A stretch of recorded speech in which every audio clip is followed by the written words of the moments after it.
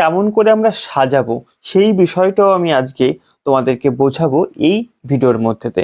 দেখো, এই হচ্ছে আমাদের একটা খাতা। আমরা পরীক্ষার হলে যাওয়ার পরে আমরা এরকম একটা খাতা পাবো।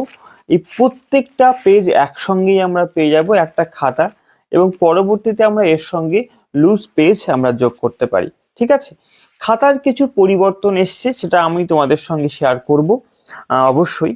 তার আগে বলে রাখি যে তুমি এই খাতাটা পাওয়ার সঙ্গে সঙ্গে প্রথমত তোমার অ্যাডমিট এবং রেজিস্ট্রেশনটা সঙ্গে নিয়ে যাবে অবশ্যই। অ্যাডমিট এবং রেজিস্ট্রেশন দেখে তুমি এই যেখানে যা ফিল আপ করতে হবে সেই ফিল আপগুলো অবশ্যই করবে। তুমি ব্লু পেন দিয়ে ফিল আপ করার চেষ্টা করবে, ব্ল্যাক দিয়ে ফিল আপ করলেও কোনো ভুল নেই। দেখো, প্রথমত রয়েছে এখানে একটা line, serial number of question paper. এই লাইনটা আমরা নতুন খাতাতে আমরা পাবো। সেখানে লেখা রয়েছে serial number of question paper. Question পেপারের সিরিয়াল নাম্বার থাকবে, সেটা তোমাকে এখানে লিখতে হবে।